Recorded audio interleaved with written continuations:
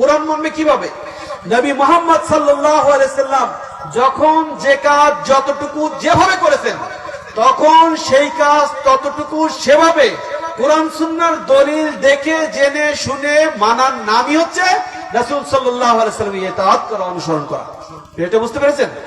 শুধুমাত্র only one, একমাত্র ব্যক্তি যেভাবে ইবাদত করেছেন সেভাবে ইবাদত করতে হবে।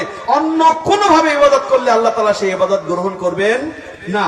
দলিল দেখুন, সূরা আলে ইমরান 31 নম্বর আয়াত। আল্লাহ তাআলা বলেন, কুল ইন কুনতুম তুহিব্বুনাল্লাহ ফাত্তাবিউনি ইউহিব্বুকুমুল্লাহ ওয়া ইয়াগফির লাকুম যুনুবাকুম আল্লাহু গফুরুর রহিম।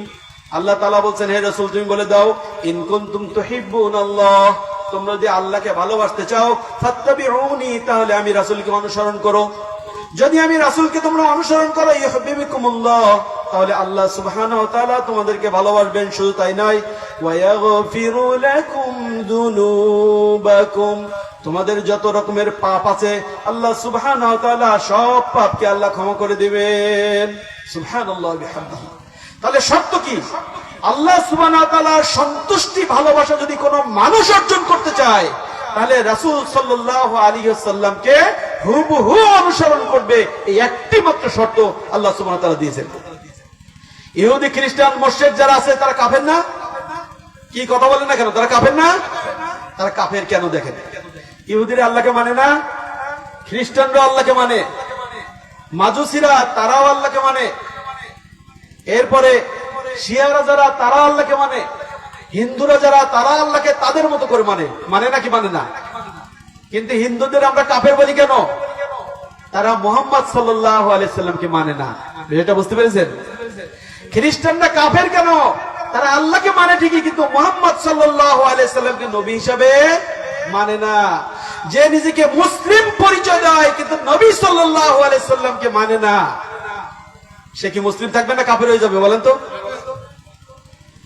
ইহুদি খ্রিস্টান হিন্দুরা যদি মুহাম্মদ সাল্লাল্লাহু আলাইহি সাল্লামকে না মানার কারণে কাফের হয়, তাহলে একজনের নাম আব্দুল্লাহ, একজনের নাম আমাতুল্লাহ, একজনের নাম আব্দুর রহমান হতে পারে, আব্দুর রহিম হতে পারে, কিন্তু আল্লাহ রসুলকে মানে না, সে কি হবে? ওরা যাবে। তাই এটা বুঝতে পারছেন? কিন্তু দুর্ভাগ্য, আজকে সাধারণ মুসলিমের কাছে যখন আপনি বলবেন যে তাআলাউ ইলা কালিমাতিন সাওয়াইন বাইনানা ওয়া বাইনাকুম, আসো কোরআন এবং সহিহ সুন্নাহর দিকে তোমরা চলে আসো, তোমাদের ভ্রান্তি ভুল পথ ছেড়ে তোমরা এদিকে চলে আসো, তখন তারা কি বলবে জানেন? বলবে না, তোমার হাদিস রাখো তো, খালি সহিহ হাদিস করো, তোমার হাদিস রাখো তো, আমার বাবা যা কইছে তাই মানতে হবে। এর মানে কি? আল্লাহ রাসূলকে রাখো, তোমার নবীকে আমি মানি না, আমার পীর সাহেব যা বলছে তাকেই আমরা মানি। কত বড় জাহেল! চিন্তা করে দেখেছেন? এর কি ইমান থাকবে? ইমান থাকার কোন সম্ভাবনা আছে? নাই। আপনি যখন মানুষদেরকে আহ্বান করবেন, কোরআন সুন্নাহর দিকে দাওয়াত দিতে যাবেন, তখন মৌলিক একটা কথা তারা সবসময় বলবে। কি বলবে? বলবে যে দেখো, এত কিছু আর আমাদেরকে বুঝায়ও না, আমরা বাপ দাদাকে যেটার উপর পেয়েছি সেটার উপরেই আমাদের থাকতে দাও, আমরা বাপ দাদাকে অনুসরণ করে চলি। আছে না নাই?